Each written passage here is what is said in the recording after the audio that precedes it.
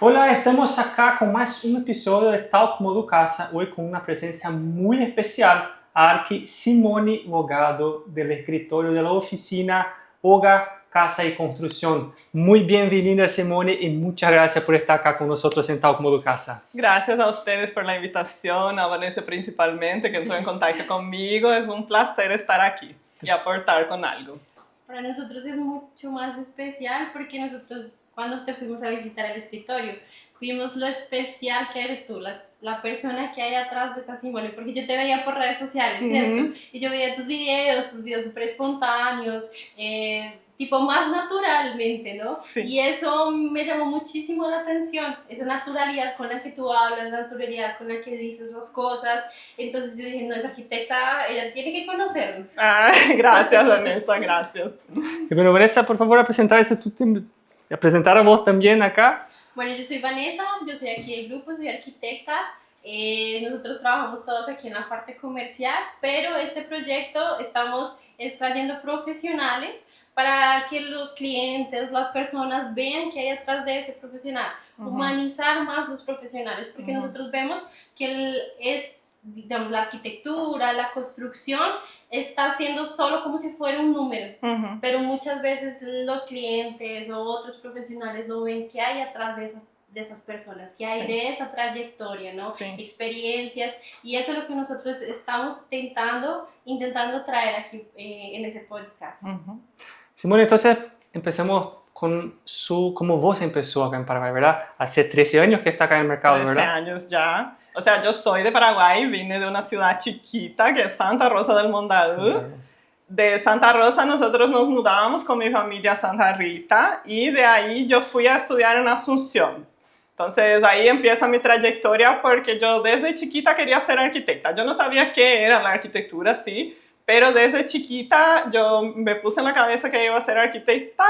Y entonces la única facultad en ese momento que había, ¿verdad? Que son 13 años de terminada la facultad, pero más 6, hace 19 años atrás, era en Asunción. Aquí en Ciudad del Este estaba empezando, pero como mi mamá viene ya de un estudio universitario, ella dijo, no, allá la facultad tiene más años, va a tener una malla curricular mejor, entonces vamos para allá. Entonces yo me fui a Asunción.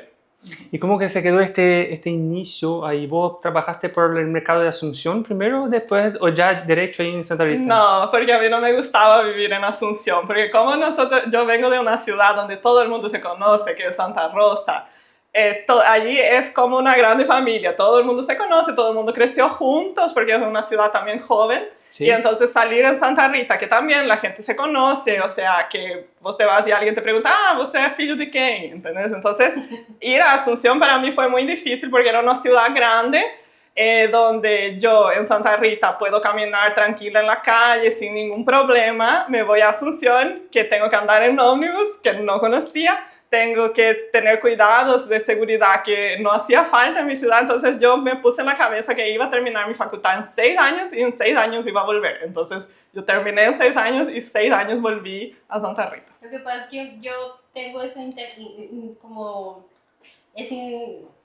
ese saber de que hay esa diferencia entre una capital y una ciudad pequeña. Yo vengo de una capital, en Colombia. Sí. Y es más frío, todo pasa más rápido, tu dinámica tiene que ser un poco más fría. En cambio, si tú estás en una ciudad pequeña, yo ya vivo en una ciudad pequeña, yo veo que las cosas son más cercanas, yo veo que todo es un poco más práctico, yo veo que entre todos un poco más se ayudan. Tú ves niños jugando en las calles. En cambio, en una ciudad grande no, tipo se pierden un poco ese tema de esas dinámicas y es difícil se mudar. Porque por lo menos yo fui a visitar a mi familia y yo me siento de una manera diferente, yo no me siento igual, yo ya me siento como que ya no es mi lugar, porque ya se acostumbra. Y más yo creo, ahora no sé, no puedo decir porque ya hace 13 años que volví, pero en la época que yo vivía en Asunción era mucho más difícil porque era mucha inseguridad. Nosotros, por ejemplo, yo era joven, me fui con 17, entonces llegaba tardecita y ya no podía salir porque no tenía auto para irme a los lugares. Entonces ya medio que bloqueaba ahí mi libertad de poder ir a hacer una caminata o algo porque tenías que cuidar tu celular, cuidar tu bolsillo porque había mucha inseguridad. Entonces ahora no sé cómo está Asunción, pero en esa época para mí fue muy difícil eso. eso de bloquear un poco mi libertad, ¿verdad? Porque como en Santa Rita nosotros podemos salir, dejar la casa abierta, no va a pasar nada, o tenés algún amigo que te puede acompañar, así, allá no. Entonces eso fue bastante difícil para mí en vivir en Asunción.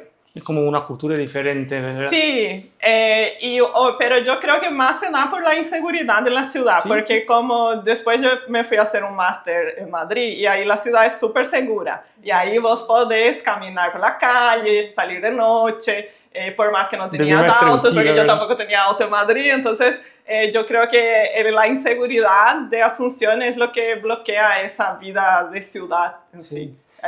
Háblame sobre este mestrado que vos hizo en Madrid, ¿verdad? Ajá. ¿Y sobre qué área? En planificación urbana. Planificación urbana. Sí, es un área que vos gusta mucho, ¿verdad? Sí, me gusta mucho. Yo me fui becada por Becas Carlos Antonio López, que es una beca del gobierno de Paraguay, que en el gobierno anterior, creo, en el gobierno anterior, ellos invirtieron en mestrados y doctorados para profesionales aquí de Paraguay. Yo me fui a hacer planificación urbana, que en ese entonces me gustaba mucho porque yo creo que nuestro país está todo por ser construido.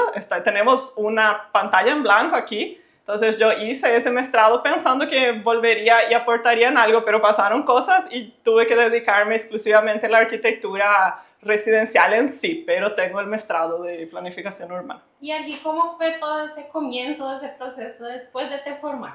O sea, tipo, si comenzaste con un cliente especial, o ¿cómo fue todo ese proceso de ese comienzo? No, mi proceso fue yo era una persona muy insegura en mi comienzo. Mi papá y mi mamá siempre nos apoyaron en casa, mi mamá más, porque ella trabajaba más en Santa Rita, mi papá trabajaba lejos y ella, cuando yo me recibí, ella dijo, abrí tu oficina, que nosotros te vamos a apoyar, no importa si no tenés todavía clientes. Pero como yo era una persona muy insegura, no confiaba en mi capacidad, entonces yo primero me fui a trabajar en una empresa que no duró mucho porque la empresa cerró, y después trabajé con un ingeniero que trabajaba para las municipalidades. Ahí yo empecé fiscalizando obras, por eso aprendí a fiscalizar las obras.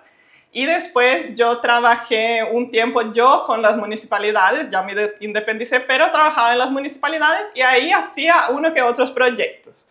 Pero el cambio en sí de emprender se dio después de volver de España, porque ahí yo ya no tenía más contrato con la municipalidad y necesitaba trabajar. Entonces ahí se dio un cambio que yo agradezco mucho a las redes sociales por eso, porque el cambio se dio porque yo vi que las arquitectas de Brasil empezaron a mostrar su trabajo en las redes sociales. Entonces yo empecé a mostrar el mío, por más que era así una reformita, era construir una pared, hacer un dormitorio, yo empecé a mostrar, y aquí se hace esto, y esto decidí así porque el espacio va a quedar mejor, y en poco tiempo yo tuve muchos seguidores, poco tiempo. Y ahí empecé a tener proyectos por todo Paraguay, solo el Chaco todavía no, pero por las redes sociales por las redes sociales conseguí abarcar mucho del territorio. Qué bueno. ¿Y qué tú me dijiste algo antes de que estuviéramos aquí en el podcast, que hubo algo antes y después de Madrid? Sí, en realidad fue después de la empresa.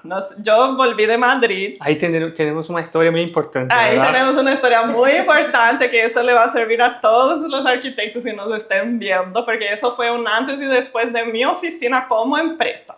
Cuando nosotros salimos de la facultad, y Vanessa, ¿sos arquitecto también? No, soy administrador. Sí. Bueno, pero Vanessa, que es arquitecta, sabe que en la facultad ellos no nos enseñan a trabajar. Nosotros sabemos hacer proyectos, sabemos de espacio, sabemos de decoración, pero no nos enseña a trabajar. Yo acho que eso es una cosa que debería tener más en la facultad, ¿verdad? Sí. La parte comercial de todo, para un Sí, arquitecto ser más preparado, ¿verdad? Sí, yo tuve que aprender en duras penas, ¿verdad? Pero me sirvió, fue un antes y después de mi oficina.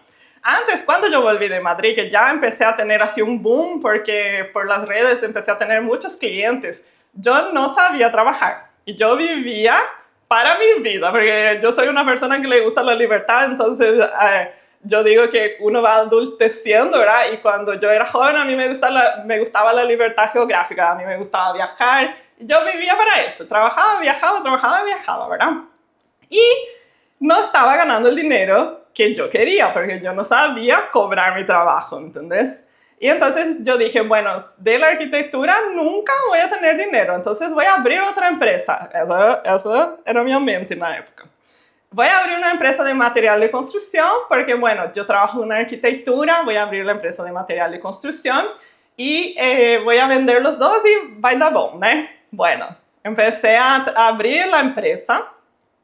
El primer año fue regular, después vino la pandemia y tuvimos que cerrar un tiempo y después volvimos de la pandemia y no vendíamos como queríamos. Y eso, por ejemplo, yo nunca tuve una fase muy difícil de mi vida, así de pasar necesidades, porque por suerte mi familia es de clase media, entonces conseguía mantenerme a mí y a mis hermanas tranquilamente.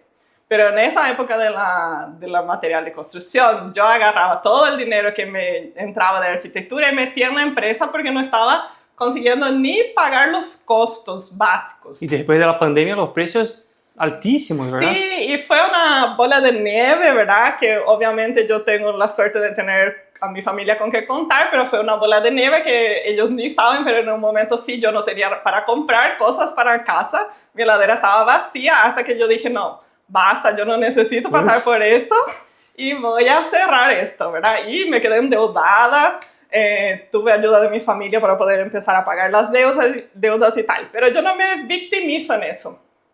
Porque yo creo que todo lo que pasamos en nuestra vida es para que seamos la persona que somos hoy. Y en ese momento yo aprendí a trabajar. Lo que yo no aprendí en la facultad, yo aprendí con esa empresa por más que no me fue bien.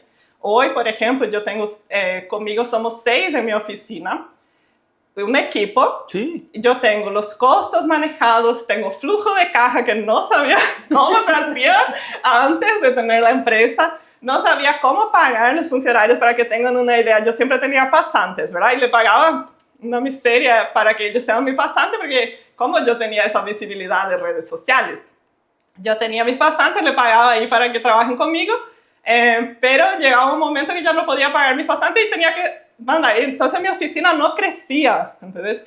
Y después que yo pasé por ese episodio de material de construcción, que fue, claro, me quedé endeudada, el año pasado recién terminé de pagar todo, yo pude ver a mi oficina de arquitectura como una empresa. Y entonces ahora ya no vivo solo para mi libertad, sino que yo tengo una empresa que tiene sus costos, que de un proyecto me tiene que sobrar para pagar los costos para un lucro, ¿no? Claro. Una ganancia, como toda empresa, como la empresa de ustedes aquí, ¿verdad? Pero eso no nos enseñan en la facultad. Nosotros pensamos, por ejemplo, yo, no sé si yo nomás, pero después alguien va a comentar ahí en el video. Si yo nomás pensaba así, si yo nomás era tan ilusa, o yo pensaba así, hacía el proyecto, que todo ese dinero era mío. Yo no contaba el combustible que me fui a mirar, no contaba. No contaba la impresión que entregar, el regalo que le damos al cliente, ¿entendés? Y después de tener el material de construcción, de aprender que un producto tiene su precio, que ahí le tenemos que poner la ganancia y que de esa ganancia tiene que tener su costo fijo, variable, bla, bla, bla, que yo pude hacer que mi oficina de arquitectura crezca, ¿verdad? Y ahora vivo de arquitectura, sobra, tengo una vida buena, tengo equipo, tengo clientes, entonces, como dije, a mí no me gusta victimizarme, yo no voy a estar llorando en las redes, porque hace tantos años fue a la quiebra, pero yo veo todo como un aprendizaje. Un camino grande para llegar hasta acá, ¿verdad? Sí, y yo si podía dar un consejo a los estudiantes o los arquitectos que estén viendo, es hacer, porque nosotros salimos de la facultad sabiendo hacer proyectos, sí, pero nosotros no sabemos hacer el resto. Nosotros no sabemos cobrar. No sabemos cobrar. Porque existe eso que muchos arquitectos me hablan sobre eso y me dicen, sí, Vani, ¿cómo cobro?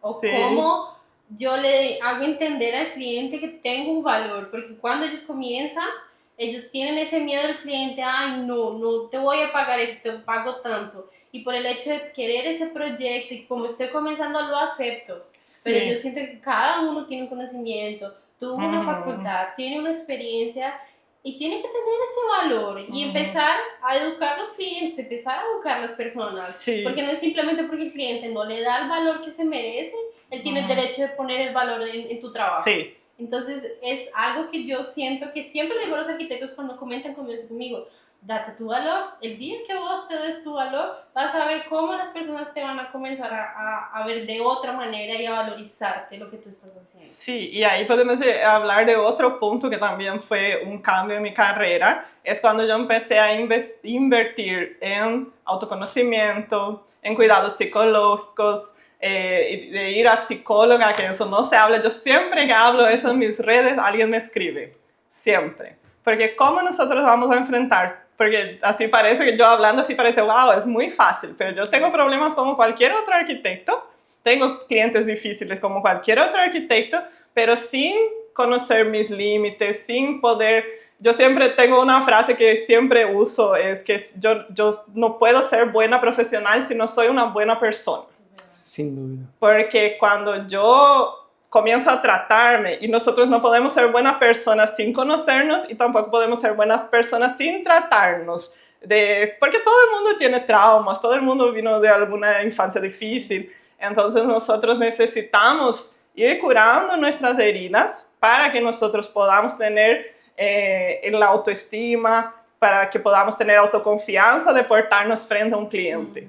Porque hoy justamente nosotros presentamos un presupuesto de proyecto y el cliente me dijo, ¿por qué hay tanta variación de precios entre un arquitecto y otro?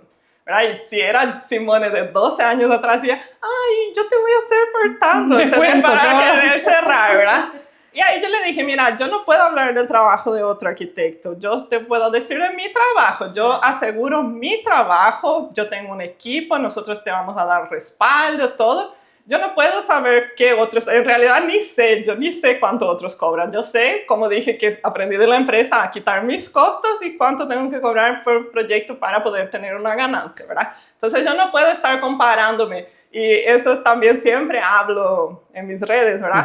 Para los arquitectos que están empezando, que nosotros no tenemos en realidad competencia. Yo no tengo una competencia con otro arquitecto. Yo tengo una competencia conmigo porque siempre. Si yo no hago un buen trabajo, el cliente se va a acordar que yo no hice un buen trabajo, no que otro arquitecto le pasó más barato. Entonces nosotros creo que cuando estamos inseguros o cuando no tenemos esa autoconfianza en lo que estamos haciendo, nosotros empezamos a compararnos. Porque mira, ese arquitecto tiene tantos proyectos, tiene tantos tal cosa. En las redes también siempre me escriben, Arqui, yo estoy empezando, quiero ser como vos. Pero nosotros todos tenemos un proceso y cada uno tiene su proceso. Pero ese proceso no avanza si nosotros no investimos en conocernos, en curarnos, para poder atender mejor a nuestros clientes, para poder mejorar como profesional, porque una persona depresiva, y más en arquitectura, ¿cómo va a crear algo?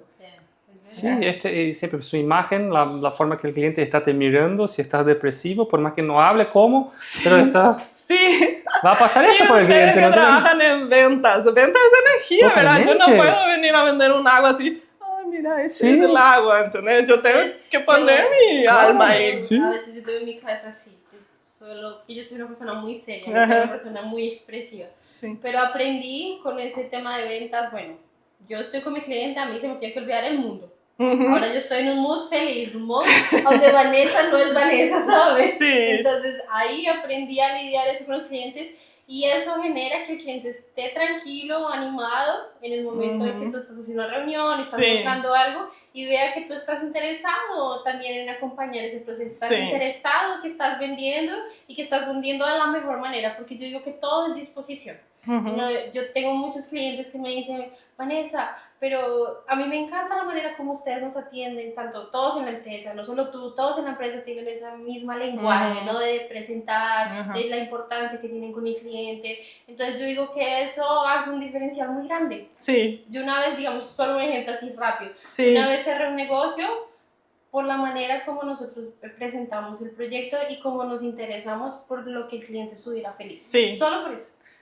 Son detalles. No, y eso hace la diferencia en arquitectura, porque si nosotros nos ponemos a pensar, ahora nosotros tenemos clientes que quizás están con su segunda, tercera casa, que ya clientes más grandes, ¿verdad? Pero quien está empezando con el cliente que tiene su primera casa, a veces ahorra una vida entera y coloca en nuestras manos, ¿verdad? Una confianza muy grande. Una confianza muy grande, es un sueño de una familia, de un Por ejemplo, ahora estamos con una cliente que estamos haciendo el proyecto de interiores del dormitorio de su hijo, entonces nos pidió que coloquemos su decoración, entonces en la arquitectura y ustedes también en la parte del interior es el depósito de un sueño de una vida quizás, ¿verdad?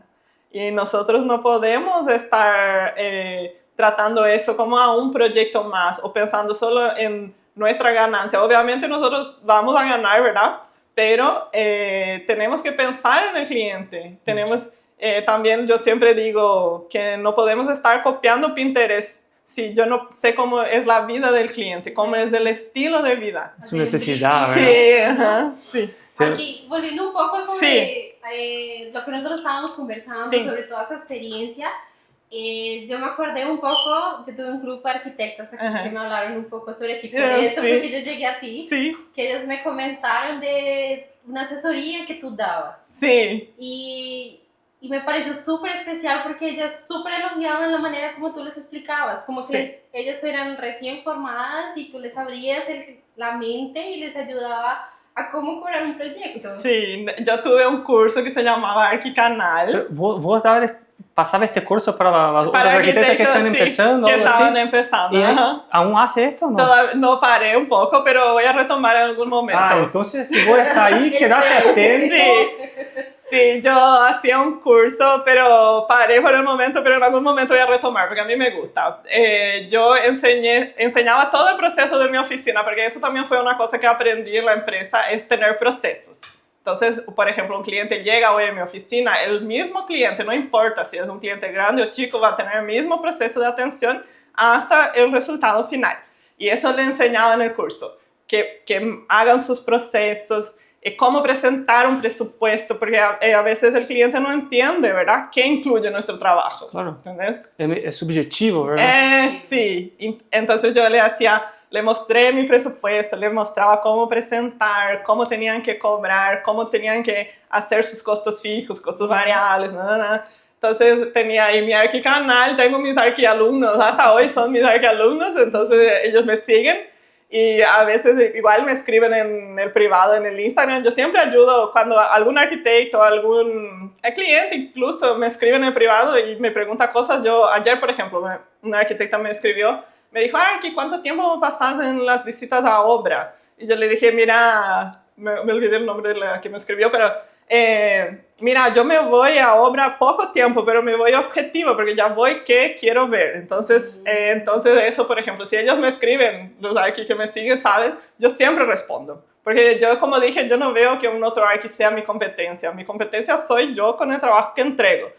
Y cuanto más todos trabajan mejor, que todos aprendan a trabajar, porque una vez, yo me acuerdo que empecé a hablar de mi forma de trabajar, porque una vez me dijeron que aquí en Ciudad del Este, eso no sé si es cierto, me dijeron más que cobraban 500,000 un proyecto. ¿Y cómo vas a cobrar 500,000 un proyecto que te puede llevar 3 meses? ¿Entendés? ¿Y cómo vivís con eso? Sí, pero ahí viene lo que estábamos hablando, del autoconocimiento, de tener esa autoconfianza, de pasar, de mostrar qué es mi trabajo. Y gerenciar su emoción, ¿verdad? Sí, es de mostrar, por ejemplo, ¿cómo yo voy a pagar en un sueño que ahorré 500 millones de mi vida 500,000?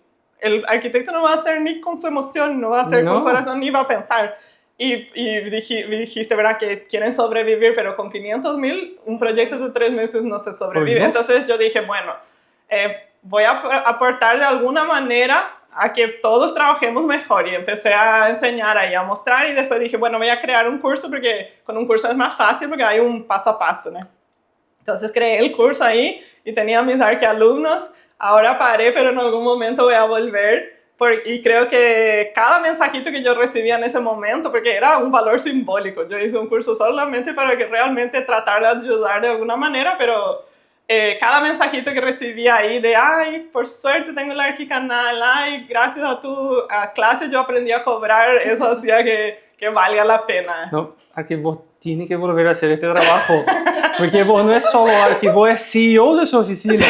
Y esto que los arquitectos tienen que mirar, porque todo negocio, toda empresa, sea de servicio, sea de producto, tiene que se tornar una empresa o un negocio financiero en primera parte. Porque si no es financiero, si no tiene este olhar para la parte financiera, no es nada. Sí. va a quedar como una ONG, ¿verdad? Sí, sí, hacer caridad, sí. Yo enseñaba a presupuestar las obras también, porque, bueno, en proyecto de arquitectura nosotros no perdemos dinero si pasa algo mal, porque es un software ahí, ¿verdad? Haces en el papel. Pero en una obra, es tiempo sí, pero en una obra vos podés perder mucho dinero. No, por Dios. Ajá. Porque, por ejemplo, yo estoy también en el TikTok, ¿verdad? Empecé a invertir en el TikTok porque yo creo que también tenemos que estar en todo, Sí, ¿verdad? y vamos a dejar acá las redes sociales abajo, que vos tienes Instagram y TikTok, vamos a dejar todo abajo acá. Simone Frese. Estoy en el TikTok también porque ahí empiezan a aparecer constructoras que te ofrecen 1.900.000 de metro cuadrado de construcción. Imagínate un arquitecto vender eso, vas a perder dinero y puedes salir endeudado. Yo salí endeudada porque abrí un negocio y no funcionó, pero yo puedo estar 10 años pagando la casa de otra persona si mi obra sale mal. Sí, sí. Entonces yo ahí también enseñaba a presupuestar obra. Presupuestaba obra, presupuestaba proyecto, cómo presentar el proyecto. Es lo mismo, ustedes también tienen una forma de presentar los valores de los muebles aquí de Moducasa, ¿verdad? Entonces, ¿cómo organizas eso para que el cliente entienda que tiene tu trabajo? Entonces, por eso tenía el Arquicanal y funcionó bastante en su momento. Qué bueno, es una buenísima herramienta para las personas que están empezando. Sí, no, para quien estaba empezando es espectacular. Voy a considerar volver. Por favor. Sí, ayudó creo que a varios. Acá sobre el Paraguay, mira que vos estás en un mercado que miramos como tico para el tamaño del país, ¿verdad? Pero muy rico en cultura, en todo, muy envolvido para la parte agrícola acá en Paraguay. Tenemos la economía del país girando en torno mucho de esto. ¿Cómo vos miras el mercado de arquitectura hoy acá en Paraguay? Ahora nosotros tenemos las luces todas de inversiones mirando a Paraguay. Es un momento muy importante para nosotros como arquitectos porque están viniendo inversores a construir sus casas, a construir sus empresas, a construir todo. En realidad yo siempre tuve dentro mío que nosotros aquí tenemos un país completo por hacer. Porque si vos mirás de cerca cada ciudad, nosotros, por ejemplo, como yo estudié un máster en planificación urbana, yo sé que, por ejemplo, acá nosotros en ninguna ciudad nosotros tenemos lo básico. Por ejemplo, no tenemos una red de transporte público. Yo siempre digo eso cuando la gente se queja de los motoqueiros, ¿no? Ay, que hay muchos motoqueiros, pero ¿cómo la gente va a hacer si no tiene un transporte público para ir a trabajar? Entonces, por más que ahora estén viniendo los inversores, nosotros tenemos un oro en nuestras manos para construir empresas, construir casas, construir todo, pero también tenemos oro para construir un país que funcione, ¿verdad? Porque como Paraguay, nosotros, nuestra mayor ciudad es Asunción, que ahí llega a las 6 de la tarde, no tenemos tráfico porque es una locura, ¿verdad? Entonces yo creo que los gobernantes deberían mirar al país como una tela en blanco y empezar a proyectar un país visando esas inversiones que están viniendo. Pero como yo no me meto en política, yo hago mi parte, que es ser arquitecta. Yo creo que nosotros profesionales, desde nuestro lugar y de empresarios, de individuales, cada uno aportando su trabajo, nosotros tenemos que hacer lo mejor para quien viene a pedir nuestro trabajo. Pensar, no solamente el hoy, porque la arquitectura no es solamente hoy, una casa dura 20, 30 años.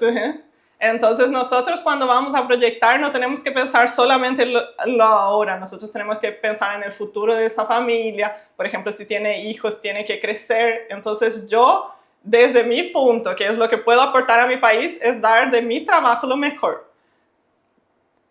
Pienso y espero que en algún momento los gobernantes vean esa tela en blanco que tenemos y inviertan realmente en infraestructura, porque yo creo, como dije, el problema de los motoqueiros. ¿Cómo una persona clase baja va a ir a trabajar si no tenemos un transporte público?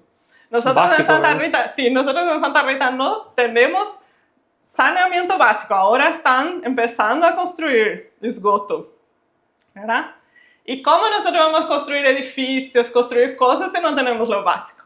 ¿Verdad? Yo creo que Simone ahora con esa entrada de todos esos empresarios, de todas esas personas que tienen un mundo diferente en otros países, van a obligar que esos políticos y todo eso cambien esa mentalidad y tengan que investir en todo eso. Eso yo espero. Porque, digamos, una empresa textil va a necesitar que sus funcionarios se transporten, va a necesitar necesidades básicas, un buen puesto de salud, un montón de cosas. Tengan casas Exactamente. ¿no? Ubicaciones buenas, ¿verdad? Yo espero, ¿verdad? Varios, ¿no? Y por eso estaba diciendo que espero que ellos vean como esa tela en blanco que tenemos.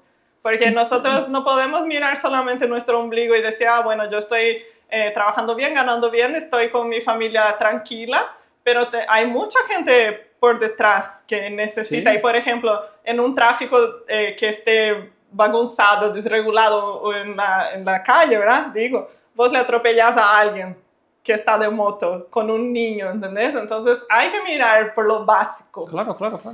Ahora estamos en un momento político, ¿verdad? Y es un fenómeno que pasa que cuando empiezan las elecciones se van y asfaltan toda la calle. Porque en Santa Rita, por ejemplo, pasa eso, ellos se van y asfaltan toda la calle y ahora después tienen que romper para hacer el saneamiento básico.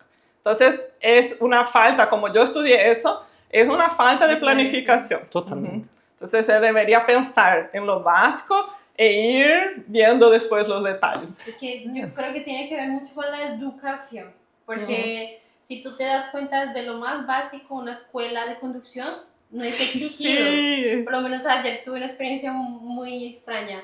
Yo voy a una iglesia aquí en Paraguay y paso cierto horario de tarde a Foz, ¿cierto? Y yo pasé y estaba esperando que mi esposo pasara caminando, porque yo pasé de moto y él estaba con el bebé y no podemos pasar los dos en moto. Sí. Y yo comencé a ver un montón de motoqueros en la otra parte de Brasil, un montón. Y comencé a escuchar guaraní. Y eran todos paraguayos porque la policía federal estaba ahí en la aduana y no los estaba, o sea, estaba ahí quitando motos. Entonces todos eran, de cuenta, a las 9:10 de la noche, todos ahí, porque ninguno tenía habilitación, porque ninguno tenía la documentación al día. Entonces yo digo, eso parte desde la educación de la escuela, de las exigencias que tenga el gobierno. Entonces yo creo que eso se va a ir comenzando a generar. Sí, pero esta es una oportunidad muy grande ahora. Entonces el gobierno, queriendo o no, va sí o sí tener que hacer una estructuración en el país para recibir estas inversiones todas que están veniendo. Yo no, creo yo que no van a dejar esta oportunidad pasar, porque se construyó esta oportunidad, no se apareció de nada, ¿verdad? Sí. Son 25, 30 años se construyendo un país para llegar al punto que llegó ahora. Sí. Y sí o sí vamos a tener que arreglar algunas cosas. Sí. Espero yo que, como vos estás hablando, con planificación, porque sin planificación, ¿cómo no hacer nada? Sí. Voy a hacer una calle que yo tengo que romper para pasar un caño. ¿Quién pensó en eso, por amor de Dios? Lo mismo, es una obra, ¿verdad? Una obra civil gigante, una obra civil del perfecto. país. Porque para una obra civil hacemos el proyecto y vamos haciendo por parte, y así se debería hacer el país, ¿verdad? Sí, esperemos que arreglen lo más cantidad de cosas posibles, ¿verdad? Sí. Arqui, muchas gracias por estar acá. Yo te pido que dejes un mensaje para las personas que están empezando en arquitectura, que están empezando acá en Paraguay. Por favor, la cámara es tuya. Sí, como dije y tengo como lema de vida que nosotros no podemos ser buenos profesionales sin ser buenas personas. Yo creo que para que podamos alcanzar un estatus profesional o alcanzar lo que vinimos a querer con nuestras profesiones, nosotros tenemos que empezar a mirar nuestro interior, ir curándonos, ir trabajando, entendiendo de personas, por ejemplo en la arquitectura, porque lidiamos con familias. Entonces la arquitectura no es solamente planos, no es solamente la construcción, envuelve mucho más porque nosotros lidiamos con personas, con sueños, con ahorros de una vida. Entonces, para que una persona sea buen profesional, tiene que empezar a mirarse con más cariño, y cuando uno hace eso, nosotros podemos aportar más al mundo.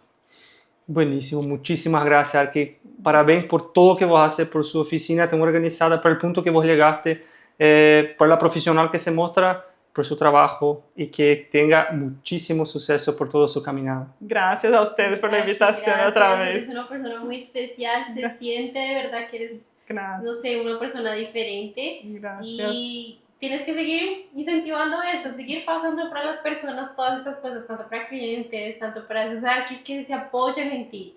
No dejes para atrás. Cuando tú me dijiste, no, yo dejé de hacer porque a veces se confundían las cosas, ¿no? Sí. no lo dejes de hacer, porque eso hace parte de ti, de tu esencia, de tu personalidad. Entonces, gracias por venir y estar aquí con Gracias, agradezco otra vez la invitación, fue un gusto y podemos repetir cuando quieran. nosotros. Con certeza vamos. Sí. Seguimos contando la historia de las profesionales paraguayas acá y por favor seguir a nosotros, tal como do Casa. Chao.